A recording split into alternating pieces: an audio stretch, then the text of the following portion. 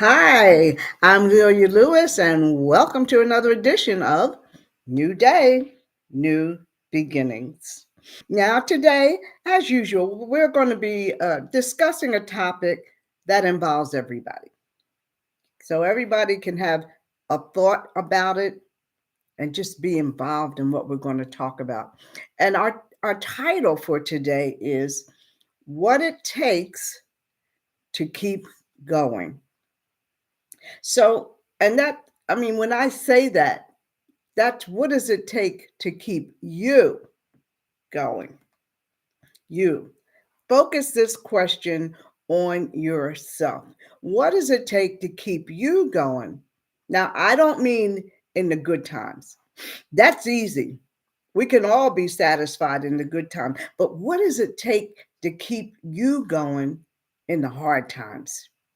When the situation is bad, the circumstances are inexplicable, when you feel stressed or hopeless, upset, sometimes even angry, you're disappointed.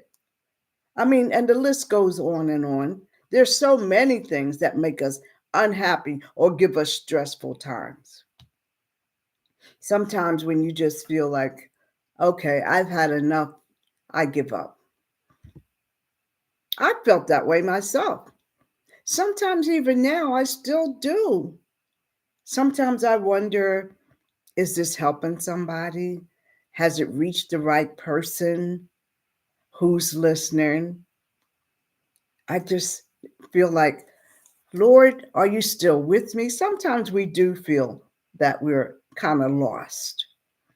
But there's four things that come to my mind right away that we must have in order to even go forward.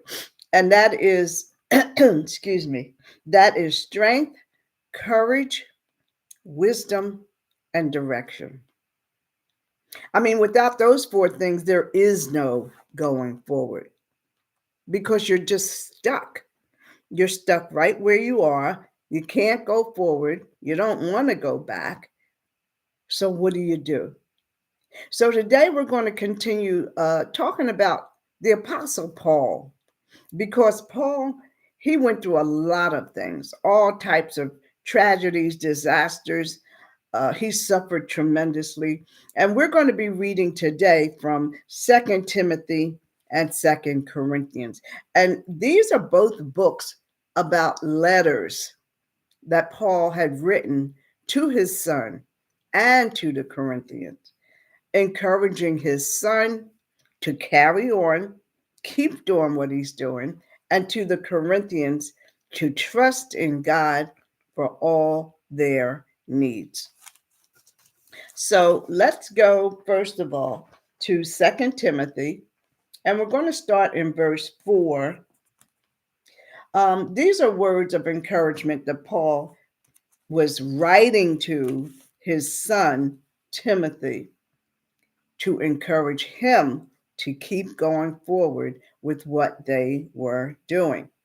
Because Paul was in jail. He spent most of his time in jail.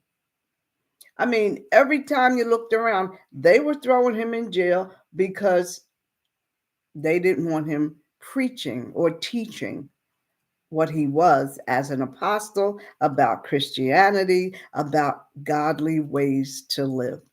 This they didn't want him to do. So he's writing even to his son from a jail cell. And this was for him to be encouraged. And he said, you know, in season, out of season, doesn't matter. Let's look at chapter 4, Second Corinthians, and we're going to start in verse 2. Because he's telling his son Timothy in his letter, he says, preach the word, be instant in season and out of season. Well, right there, that speaks volumes because he's telling him no matter what's going on. Notice how he phrased it, in season and out of season. So, what does that mean? That means in bad times or good times. I mean, we adapt to seasons ourselves. We have summer, fall, winter, spring, and each season as it changes, so do we. We adapt to the seasons.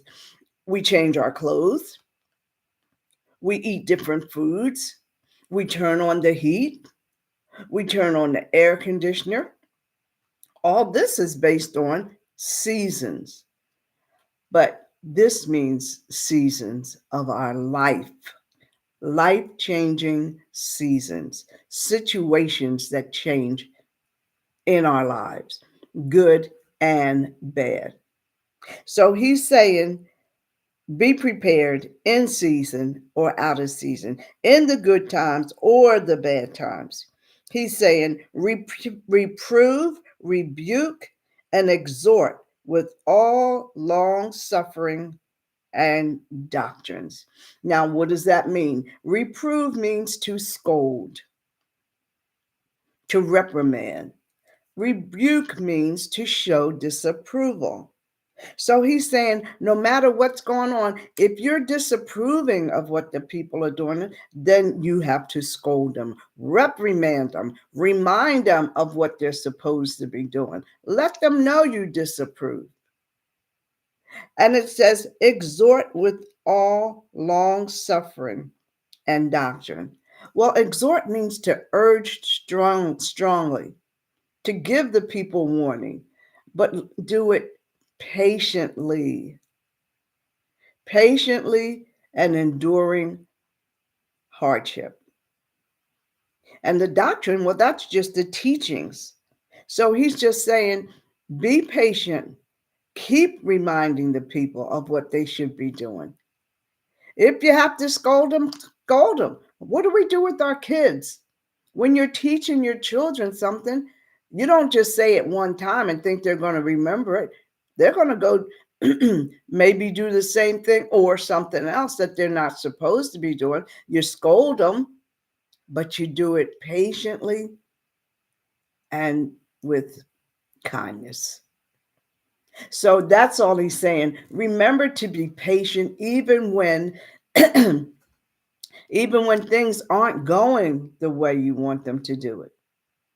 And verse 3 says, because the time will come when they will not endure sound doctrine. So he's already telling them up front, there's going to be a time when the people aren't going to listen to you. There's going to be a time when they will not endure sound doctrine. And sound means true. Sound means flawless.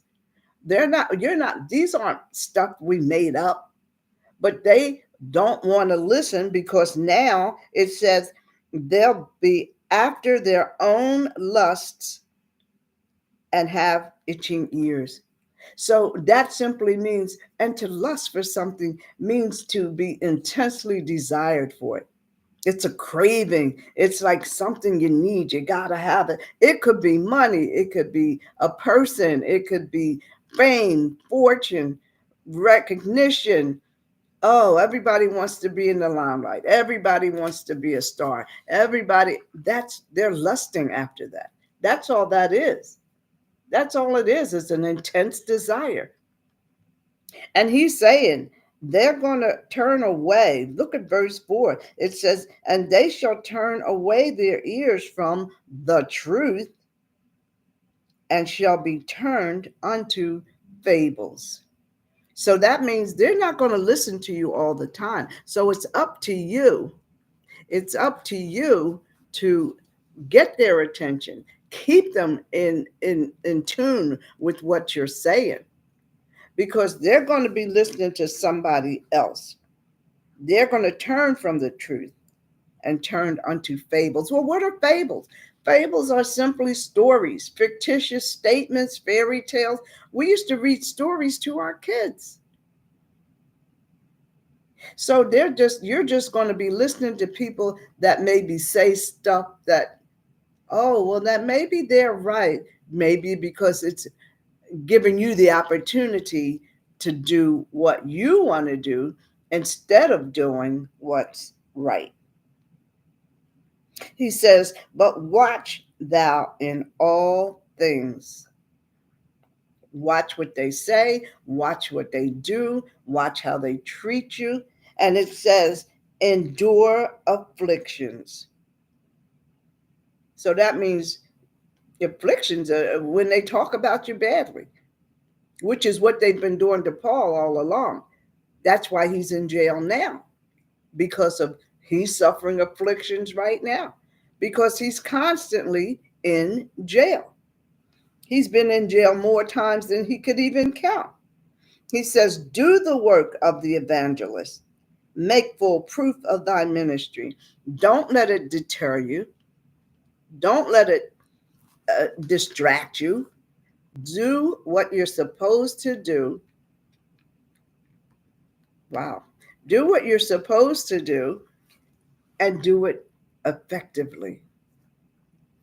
Do your ministry effectively and get them to focus on what you're telling them, not what the world is telling them. That's what that means.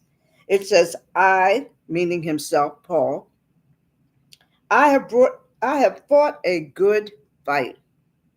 I've finished my course. I have kept the faith.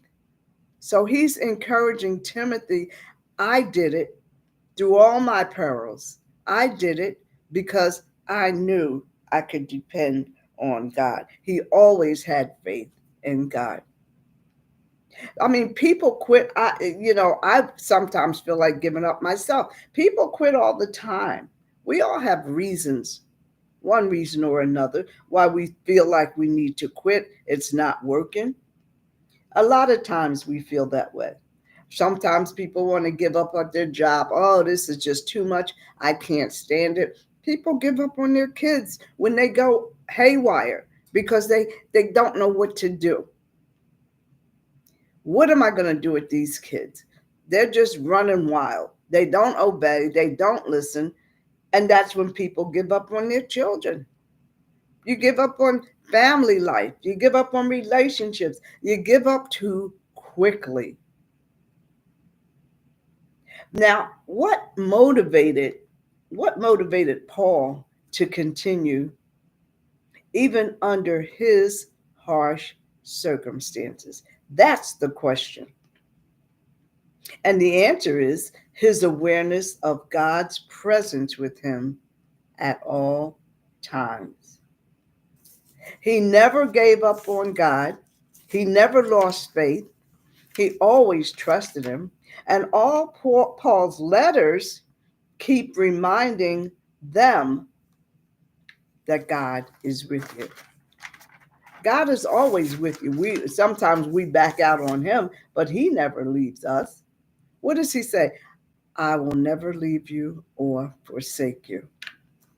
And he doesn't. We just lose sight of it because we get so caught up in what's going on. We lose our focus because we should focus on God in our times of distress. Now, let me ask you something. Do you believe that statement when you're thinking about giving up? Do you believe that God said, I'll never leave you or forsake you? And I asked that because Paul did. He believed it because he could feel God's presence. And sometimes we feel so tired and exhausted and weak and so defeated sometimes, and even forgotten by God. And often we give up right before an opportunity is getting ready to present itself. And this again is where patience comes in. We've got to learn to have patience. Paul had all the patience in the world. Why? Because he knew God had saved him so many times before. He knew he was going to save him this time. If you trust him, you've got to learn to wait on his timing. We become so impatient sometimes. We want instant gratification. We want it to get settled now. You know, Paul talks about the strength God gave him to survive all the stuff that he had been through. So now let's go to Corinthians, Second Corinthians. I'm going to go over here to Second Corinthians chapter 11. And we're going to start in verse 22, 23, because this is another thing where Paul is reminding the Corinthians to stay strong. Because he even said in verse 23, he even told him, he said, I've worked harder than most. In stripes, I've had more than my share. And when he says stripes, he means lashes from the whip. He has been whipped more times than any person should have been. He's been in prison more times than any person should have been. And in death, he's been at death's door many times. But by the grace of God, he was spared. This is why he knows he can always depend on and count on God. And verse 24 says, this is him telling them again of all the perils and trials that he's been through. And in verse 24, he says, of the Jews 5 times I received 40 lashes. Now, see, I wouldn't have lasted one time. Imagine 40 lashes 5 times. That's 200 lashes. Over and over and over. And then he says, 3 times I was beaten with rods. I was shipwrecked 3 times. I was stoned 1 time. Can you imagine being stoned? I had spent a night and a day in the deep, meaning shipwrecked in the ocean. These are things that we can't even imagine. These are called the perils. And a peril is an exposure to risk, to danger, and to destruction. Now let's read on and see some of the other things that he went through. In journeying often, that means in travels, he was going from one city to the other, one country to the other, preaching his word, teaching his word. And it says, in my journeys, I had perils, meaning destruction, risk, danger.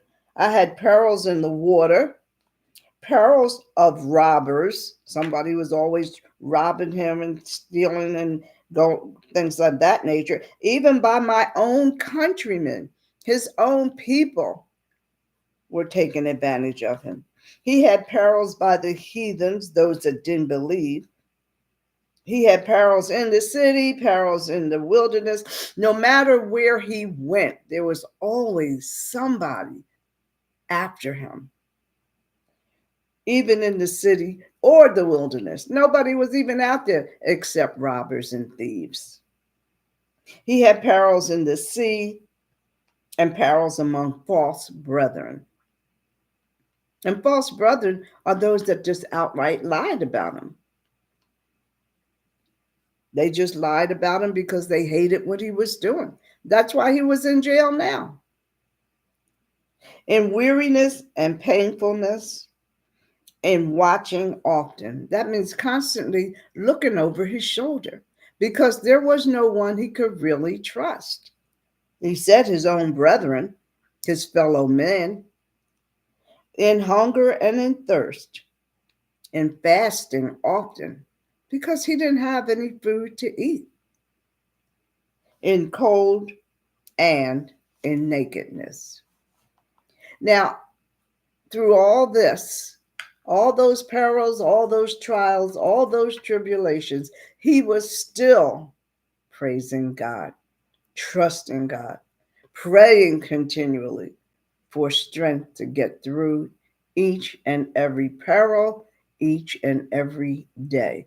But he never felt abandoned by God because he knew how God had protected him and brought him through all those other perils he had. Now let me ask you something. Could you have withstood any of those things? Probably not. I know I couldn't. Why? Because it requires faith, trust, and patience, all of which Paul had. But all these things he got from God. He couldn't get them any other way. He couldn't do it on his own because he said half the time he wasn't eating, half the time he had to stay awake just in case somebody didn't try to rob him. But God kept giving him strength to go forward through the next storm, through the next mishap, going to jail, being whipped. He had a horrible time, but all the time he kept praising God.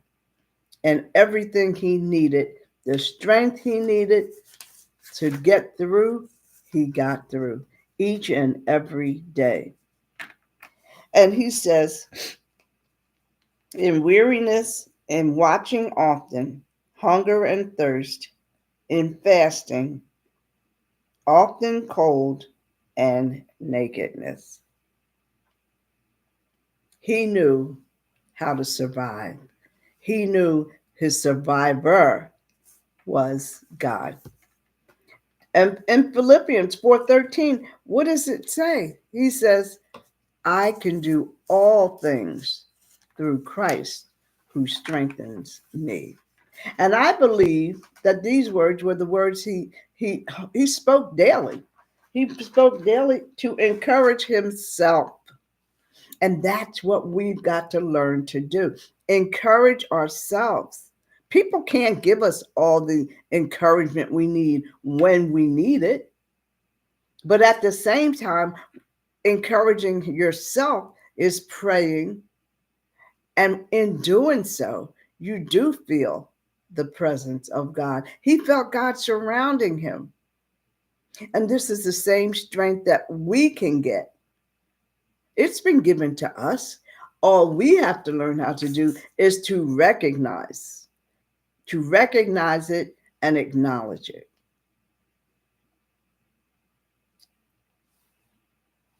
Now let me put it this way. If you repeat to yourself daily, God is not finished with me yet. I'd like to, I mean, it's just, you just got to get in the habit of having conversations with God on a daily basis through prayer and letting him know what your requests are. And finally, he's already given you and all that he's already brought you through. Now that I can relate to, but you've got to do it daily. It's something that you can't just do and then forget about it. Talking to God is a daily thing. That's how you get to know him, not know of him, know who he really is. And this is what we have to do. He's brought me through a whole lot of things. And I'm sure you can remember things where you said, Lord, what am I going to do now? Well, first of all, that was the wrong thing. Not what am I going to do, but Lord, what are you going to do for me? Turn it over to him. That's what you've got to learn to do. Turn it over to him and then wait. Wait on him to handle it. Now, I've got something I would like to share with you, and I want to show it to you right now. And it's this. It's our poetry journal. Oops. And it's entitled Everyday Miracles. And it's a journal that you can use on a daily basis. Authored by my daughter, Denise Marshall, and yours truly, Lelia Lewis. And it has daily scriptures every day, and it has pages for you to actually record your daily events, your blessings, your lessons, who you helped, what great thing happened to you that day. And it's good to have a journal. And every month it has features a beautiful picture for the month, an inspirational picture, and it also has a poem for every month. And today I'm going to share one of those poems with you. And it's the poem that was written by my daughter for the month of February, because this is the month of February. Every month we'll have a new poem for you. Every month we'll have new scriptures for you and a beautiful picture. So today I'm going to share with you the poem called Pursue Your Passion. Pursue your passion, run after your dream. It's not as far off as it may seem. Passion wakes you and makes you move, won't let you walk in another's shoes. Pulling, stretching, uncomfortable at times, persistent thoughts never leave your mind. But rest you can't. It's time to grow. So much is waiting, you've got to go.